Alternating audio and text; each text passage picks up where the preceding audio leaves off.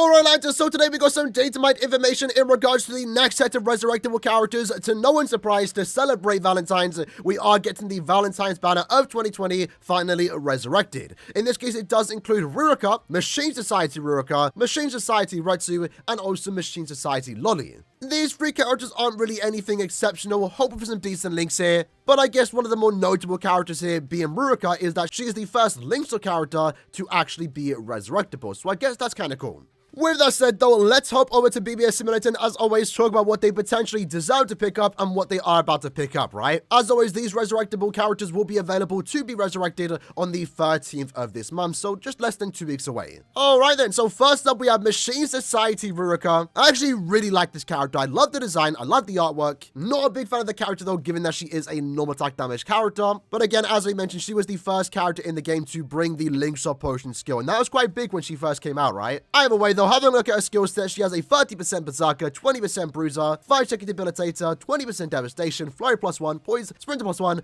and also Technique Linkster Potion +5. Unfortunately, what we are seeing here, we might see this with the entire batch, is that she already has 8 skills. Remember, if you're not a 1000-year Blood War or Can't Fueled character, or I think even movie characters to a certain extent, your current cap of skills are going to be 8. So it looks like here in this case, it's going to be maybe a boring set of resurrections, given that they're probably not going to pick up any new skills. And in this case, we might only see her Bruiser go up by maybe 30%, which for herself would actually be quite decent. If for some reason you're still using this character in epic raids, you can get away with that extra 30%. It definitely will help you clear the quest a tad bit faster. Her devastation might go up by 20%. Usually they do like to raise this devastation value to 40%, but she is a nat character, so it doesn't really matter all too much. Her main thing though is of course going to be the soul trait, damage taken -16%. I would love for her to pick up normal attack damage. Anything else in my opinion is going to be terrible, because the only time you're using links like this, damage taken -60%, is in brave battles, and the only other second soul trait to go with that is normal attack. Large stage survival, a weaken, or any type of status duration is not going to be nearly as good. We want to see normal attack damage. If we get that, at least it will be a decent resurrection, at least when it comes to the soul trait. So let's check it out then. So first up, she actually did get an innate skill. Okay,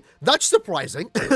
I wasn't expecting that. Is this a sign that we're going to be getting innate skills for the future set of resurrectable characters, even if they aren't 1000-year Blood War? Who actually knows? In her case though, I saw that coming. I really did see that coming. I knew she was going to pick up Recharge. So the long reach is nice. It's nice for her to get long reach. She is a nat character. That's what you want to see. But the soul trait, I'm not going to lie, is kind of bad. Now, to be fair, I'm not that fussed about it. At the same time, you know, DR and NAD, I think the power attribute has access to a few of those already. So I'm not losing sleep over this soul trait. And, you know, this, I think, maybe helps her out a tad bit, is what I would kind of like to say, because you know, if she picked up Recharge as a soul trait, but then she got more Bruiser value in the skills, I wouldn't mind that, at the very least for the character. But you can see her Bruiser value only went up by 10%. Kind of poor, no need for that, Caleb. Let's get that at least to 50%. At least 50% to be acceptable. 30% is too low. I don't know why they think 10% is, you know, a crazy upgrade. You could easily get that to 100%, and it wouldn't be that crazy, right? But even for resurrection standards, this is quite on the poorer side, I will be honest. A 10% Bruiser increase, nah, no sir. Her Berserker and also Devastation went up by 10%. That's not really noteworthy. The Recharge definitely does help her out, given that her strong attacks come back a tad bit faster. But again, DR and Recharge isn't really a soul trait you ever use. That's why I'm not a fan of the soul trait. It would have been decent again if her Bruiser value got increased more so. The character, for the most part, is going to play just like she did prior to resurrecting, with just a tad bit of extra recharge. The long reach is nice though, I will say, but again, it's not enough, right? I think if anything, the thing to take away from this character resurrection is that potentially every resurrectable character onwards, finally, regardless of being limited or not, 1000-year Blood War, Can't Fueled, should be getting NA skills. I know this character is a seasonal, and therefore, you know, more limited when compared to a premium character, but I'm pretty sure seasonal characters like this never got the special treatment, and by that, they got the 9th skill, right? The innate skill. So I guess, if anything, this makes me more curious to see what the future resurrections will actually hold. Next up, we have Machine Society Rsu, and you know what, after seeing RIRUKA, I don't have a good feeling about these characters, at least when it comes to the links, right? I feel like they're all going to get some mediocre links. In this case, though, she's a recharge link, of course, best case scenario, strong attack damage, more strong attack damage at full stamina, or also full stamina would be a good soul trait. Before we continue looking at the character though, I do want to quickly specify, just in case it does happen in this batch, but I don't think it will. We actually do have a new soul trait coming out sometime soon. It's already in the game. It's right at the bottom when you sort by soul traits. As you can see is stat boost after inflicting status ailment. So SP boost, attack boost that characters have already built into their character is now eventually going to become a soul trait. If we actually filter by it, you can see no character in the game actually has this right now. But since it is in the game, they have plans to release a new soul trait that will potentially allow any character you link it to get the SP or attack boost, which is kind of crazy. We have no idea what the numbers will be. I'm expecting something low like 20%, but it will be a crazy soul trait. But the question is, who is going to get it? I'm expecting some resurrectable character to get it, but maybe not with this batch, maybe with our next set of 1000-year Blood War Can't For Your World resurrections. But it's definitely an interesting soul trait that I'm eagerly looking forward to see who actually gets it. Having said that though, again, RETSU when it comes to her skills, 20% Berserker, 20% Bruiser, Debilitator, Devastation, Frenzy +1, Guard Break, Havoc, and also Sprinter +1. Honestly, not sure what this character needs other than the fact that just more damage output. We are slowly but surely getting to the point where SP characters start to be giving Guard Break, so these resurrectable characters are naturally getting better. And the only thing they actually need is just more strong attack damage. So a good second soul trait, a 20% increase in the Berserker, and for the potential innate skill, I'm actually not sure. I would love to say SP boost, but I highly doubt it. Maybe increased chance, more damage to frozen enemies. One of those, I feel like, is what we're going to get here. So having a look at then, let's scroll down. Innate skills, Guard Break, what? Okay, hold on. This is potentially noteworthy, right? So this is technically the first character to be given Guard Break with their resurrection. But again, remember, she already has Guard Break. So what they've just done here is moved the skill to their innate skill. And now they're replacing their Guard Break skill with something else. What skill is she actually going to get? An increased chance to inflict stat ailment. So that's pretty cool. The Berserker also went up by 10%. And she also did get damage to frozen enemies plus 20% as a soul trait. It's the first of its kind for the mind attribute.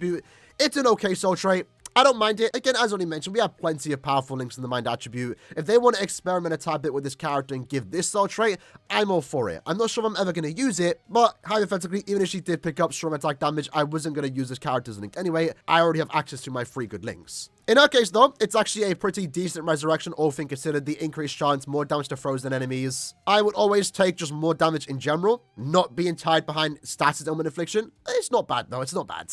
And again, technically, this is the first character to get Guard Break as an innate skill, as a resurrection. But again, it doesn't technically count because she already had it built in anyway. They just moved it. They didn't actually give her Guard Break. But last, maybe least, we have Lolly. In this case, 12% recharge. Again, I don't feel like we're going to get good soul traits here. I'm saying damage reduction, last-ditch survival, stam recovery, something like that. I'm not too sure. Maybe damage to burn. Her skills include 20% Berserker, 20% Bruiser, Debilitator, decrease no affiliation damage taken. That was a weird time in BBS where characters were getting skills like this. Not sure why. Glad they're done with it. Devastation 40, Frenzy +1, Guard Break, and also Sprinter +1. Again, not really sure what skill she wants to pick up here. I guess Havoc. She doesn't have Havoc. If she picks up Havoc, it technically makes it better. Let's check it out though. Her innate skill does give her 20% more damage at full stamina, and I'm assuming to go with that, she's going to have some type of stamina recovery. No, she got damage to burning. That's honestly not too bad. And her Berserker value also went up by 10%. So in terms of resurrections, again, quite average. The characters, I feel like, even though they did get a tad bit more damage, are going to play relatively the same. I feel like the most notable one here is definitely RETSU. Getting that increased chance technically does make it a tad bit usable in IT when you are at the very least going up against high attribute Soripers. So for RETSU fans out there, I mean, you can have a bit of fun with her whenever there are Soriper enemies. All three characters as links are definitely a bit of a niche type of link. Again, RETSU and Lolly getting damage to status and status ailments. Not sure when I'm ever going to use those, but again, I'll gladly take them for the time being. The main thing that's potentially take away from these resurrections is that finally every character going forward might be getting innate skills. At least those that came out after this set of characters. And with that, there's some potential for future resurrections. Either way though, 3 new characters getting resurrected this upcoming mid-month. If you own them, that of course means 200 plus orbs for you to potentially use on a future upcoming banner. Hope you guys enjoyed this video. In the comments below, let me know what you think of these characters. And I'll see you guys next time. Take care and peace.